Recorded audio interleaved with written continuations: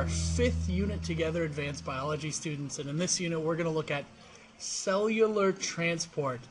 This is a big fancy term that basically means how cells move things inside and out of the cell. So in order for a cell to function, it has to take in food and nutrients and other molecules, and it has to get rid of waste. And this unit covers how a cell is able to do that.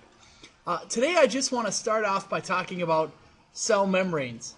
We really can't have a good understanding of how things move in and out of a cell without starting first at what a cell membrane looks like. So we need to have a good understanding of this before we begin.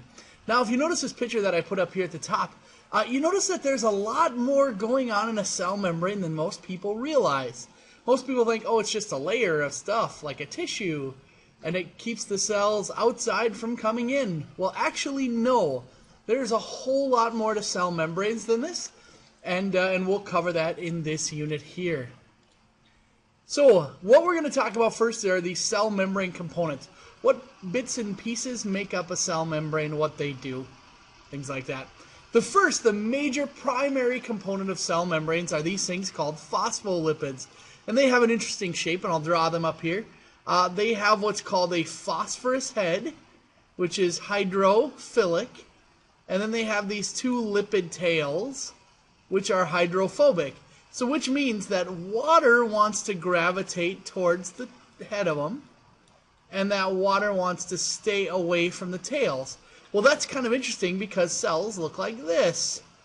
And there's water here, and there's water here. So because of that, these things arrange themselves in a particular way based upon these heads wanting to be by water and the tails wanting to be as far away from water as possible. So because of that, they exist in what we call a bilayer, or two separate layers put together. And this bilayer allows the heads to always be towards water. So if we look here, here's an example of what I just drew. Here's that phospholipid. It's got the polar head, and that's made of phosphorus.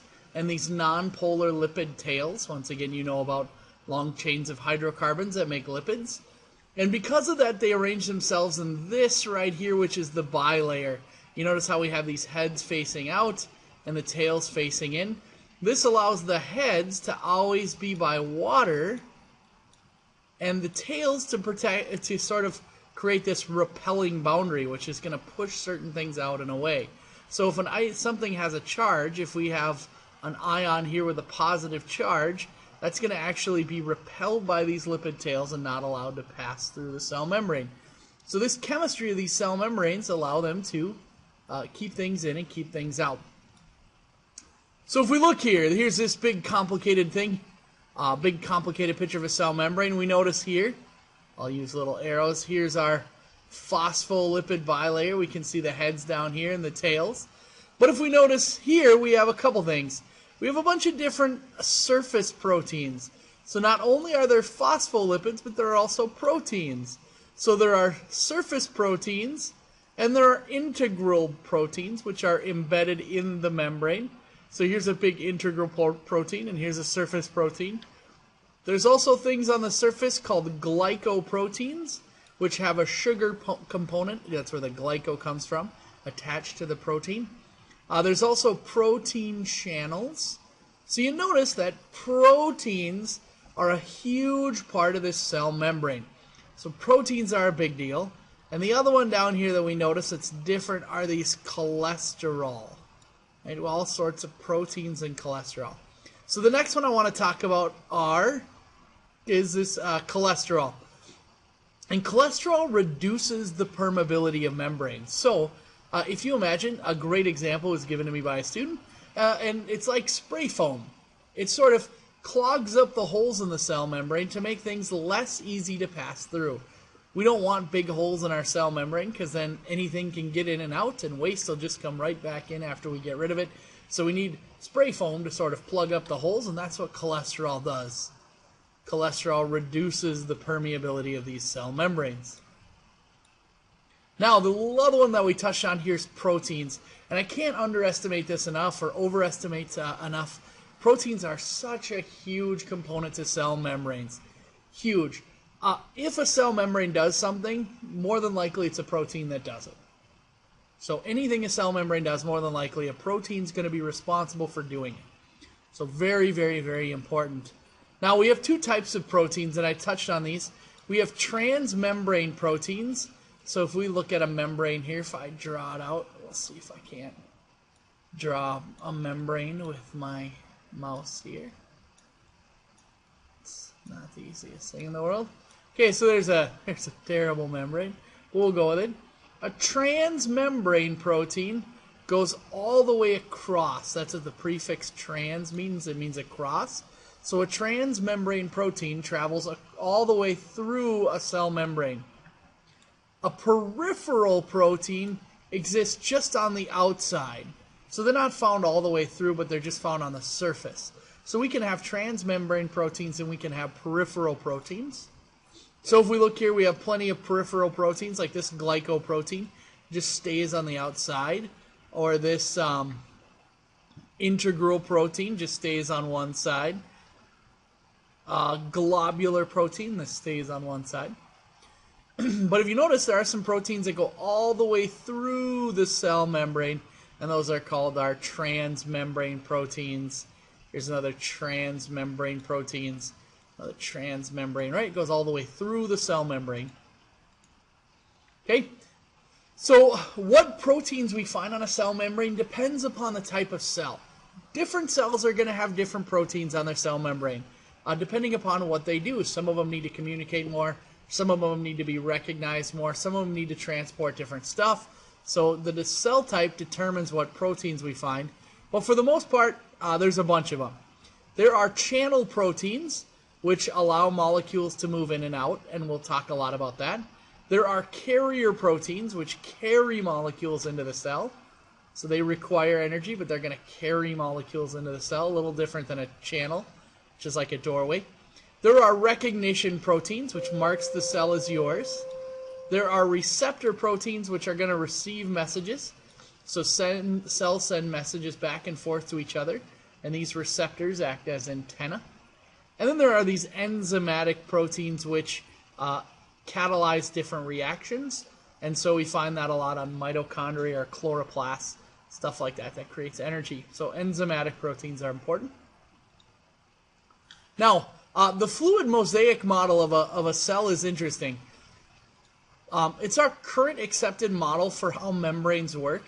And the best way to describe this would be if you imagine a bunch of ping pong balls floating in water. So if we had a tub of water and we had a whole bunch of ping pong balls floating in the water, we would notice that these ping pong balls are free to sort of move around. They can change position. So this one can move all over. So this phospholipid is able to move and migrate through the cell membrane. It's not solid. It's able to move. So if a protein was here, if we had a protein here, that protein can move around. It's able to move. The membrane is fluid. That's where we get fluid mosaic model. It's fluid. These things are able to flow and bend and change shape and move. So that's how we believe cell membranes work, is our fluid mosaic model. Proteins and phospholipids can freely move in the membrane. So the last thing I want to touch on, and I don't want to spend a lot of time talking about this, but I want to talk about cell-to-cell recognition. So this is really important. In your body, you have an incredibly good immune system. You have a whole bunch of white blood cells that are really super good at attacking other cells. And your body has survived because of this. So diseases today, we don't get them all the time, because it's really good. Well, what keeps this cell, if this is our white blood cell, or WBC, white blood cell, what keeps this white blood cell from attacking your own cells? Why don't the white blood cells think your cells are bad and destroy them? Well, the main reason is because on each and every one of your cells, you have a little protein. And that little protein is what we call a recognition protein. That tells your white blood cells, this protein tells your white blood cells to not attack me because I belong to you. So that's what we call cell-to-cell recognition.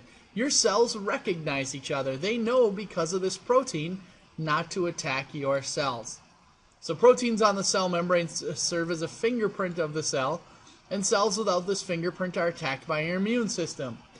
This is why if people get heart transplants, and I'll draw a heart, that is maybe the worst heart I've ever drawn. But that's why if you get a heart transplant, hopefully if you get a heart transplant it's not like this, because you'd have other problems. But if you get a heart transplant, sometimes your body can reject that heart transplant. And the main course of that recognition are these proteins. That heart has different proteins. So your white blood cells actually start attacking that heart. So then what we do is we give you a bunch of immunosuppressant drugs, which turn down your immune system and make it not work well. And that causes other problems like, getting other diseases that you normally wouldn't get. So this is sort of a really important thing in medical science, is this cell-to-cell recognition ability, and dealing with that when we start to deal with transplants and those types of things. Well, there you go, class. That's your first lesson. If you have any questions, feel free to ask me anytime, and look forward to seeing you in class. Bye.